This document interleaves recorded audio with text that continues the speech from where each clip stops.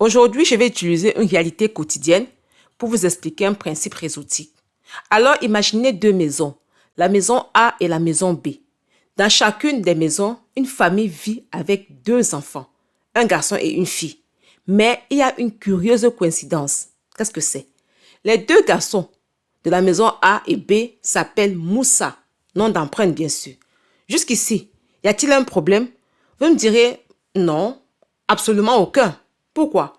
Parce que ce sont deux familles différentes dans deux maisons différentes. Là, on est d'accord. Mais imaginez maintenant que Moussa de la famille A rende visite à Moussa de la famille B.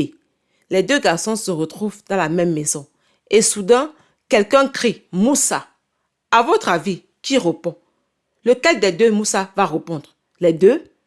Celui qui n'était pas concerné? Ou peut-être les deux se regardent en disant « C'est moi qu'on appelle ». Ils sont plus ou moins perdus. Et voilà le problème. Alors, comment peut-on le résoudre? Dans la vie quotidienne, on peut utiliser le nom de famille, bien sûr, à condition qu'il soit différent, ou tout simplement donner un surnom à l'un des deux. Par exemple, Moussa Traoré et Moussa Diallo. Voilà deux Moussa qui se sont distingués par rapport à leur nom de famille. Là, on est d'accord. Ou encore, par rapport au surnom, Moussa et Petit Moussa. L'essentiel, c'est de pouvoir les distinguer lorsqu'ils se retrouvent dans le même environnement. Je dis bien, lorsqu'ils se retrouvent dans le même environnement. En informatique, qu'en est-il? Sur un même sous-réseau, on ne peut pas avoir deux PC utilisant la même adresse IP. Vous savez pourquoi? Parce que le réseau ne saura plus clairement à quel équipement cette adresse correspond. On parle alors ici de collision d'adresses IP. Autrement dit, sur un même réseau, une adresse IP doit identifier un équipement de manière unique. C'est important. Mais attention, il y a une nuance extrêmement importante. Imaginez maintenant que la maison A représente l'entreprise A et que la maison B représente l'entreprise B. Le PC de l'entreprise A peut avoir une certaine adresse IP, on est d'accord? Et le PC de l'entreprise B peut avoir exactement la même adresse IP. Est-ce forcément un problème? Mon frère, ma soeur, non. Pourquoi? Parce qu'ils sont sur deux réseaux distincts. C'est important de le souligner. Le problème apparaît lorsque ces deux PC doivent communiquer à travers un réseau où leur adresse entre en conflit. Et c'est précisément là que l'analogie devient intéressante.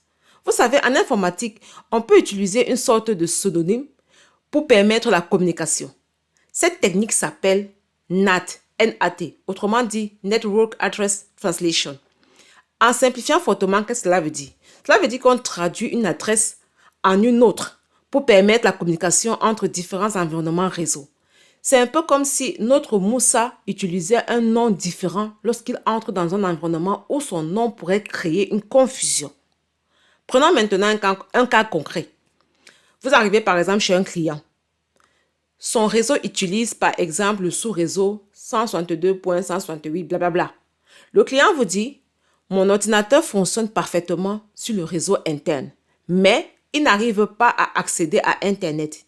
Même Google ne fonctionne pas. » Mon frère, ma soeur, quelle est votre première question? Laissez-moi vous dire ceci. Votre première question doit être celle-ci. Est-ce que tout fonctionne correctement à l'intérieur de votre réseau? Si la réponse est oui, vous avez déjà éliminé une grande partie des possibilités. Les communications internes fonctionnent, c'est bien. Le problème se situe donc probablement au niveau du périphérique qui permet au réseau d'accéder à Internet. Et parmi les premières choses à vérifier, qu'est-ce que c'est? C'est le NAT, N-A-T, Network Address Translation. Est-il correctement configuré? Ça, il faut le vérifier.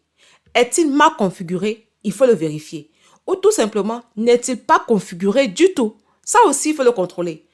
Vous voyez maintenant pourquoi les analogies sont puissantes? On parle d'une situation que tout le monde peut comprendre. Deux maisons, deux familles, deux Moussa. Et puis, on fait le lien avec deux réseaux, deux PC, deux adresses IP. Est-ce que ce que je viens de dire n'est pas formidable? Et progressivement, un concept qui semblait compliqué devient beaucoup plus simple. C'est exactement notre objectif sur cette chaîne. Ne pas seulement apprendre l'informatique, mais apprendre à la comprendre. Petite pause. Si vous appréciez cette manière d'expliquer l'IT à partir des situations de la vie quotidienne et de nos réalités africaines, il faut le dire, retenez bien ceci. Désormais, notre contenu informatique sera principalement publié sur notre nouvelle chaîne Parlons IT. La chaîne est disponible sur Facebook et YouTube. Abonnez-vous massivement sur les deux plateformes. Le lien se trouve dans le premier commentaire.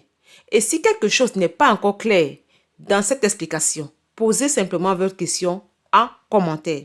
Parce qu'en informatique, il faut le dire, il ne faut pas avoir honte de dire « je n'ai pas compris ». Mon frère, je suis là pour ça. Je vais expliquer. La vraie force d'un professionnel n'est pas de connaître tous les mots compliqués. C'est de savoir comprendre, analyser, diagnostiquer et résoudre. Alors, partagez cette explication à quelqu'un qui pense encore que l'informatique est réservée aux génies. Parfois, pour comprendre un réseau, mon frère, ma soeur, il suffit simplement de commencer par 2 Moussa. C'est la même chose. 1 plus 1 est égal à combien?